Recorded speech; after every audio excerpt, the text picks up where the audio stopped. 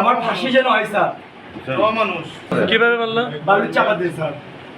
সে পরকে লিখতে ছিল আমি সেটা মেনে নিতে পারিনি। বালুর চাপা দিয়েছে স্যার, তার ঘন্টা দুয়েক আগে স্যার। জি স্যার, আমি মেরে স্যার ত্রিপুরানে ফোন দিচ্ছি। আমার তার ছিঁড়ে গেছে স্যার। স্যার ওর তার আমি রয়েছি এই মুহূর্তে গাজীপুরের কাশিমপুরের। আজকের যে বিষয়টা একটু মর্মান্তিক একটা বিষয়, সেটি হচ্ছে স্বামী স্ত্রীকে বালিশ চাপা দিয়ে হত্যা করার পর 999 ফোন দিয়ে পুলিশ এনেছেন। দর্শক, আমি যদি একটু দেখাই যে এই মুহূর্তে যে যে স্বামীটি তাকে মানে বালিশ চাপা দিয়ে মেরেছে, তার যে অবস্থা সেটাতে 2 বছরের একটি বাচ্চা এবং 2 মাসের একটি বাচ্চা কিন্তু রয়েছে এই মহিলাটির, যাকে মেরে ফেলা হয়েছে।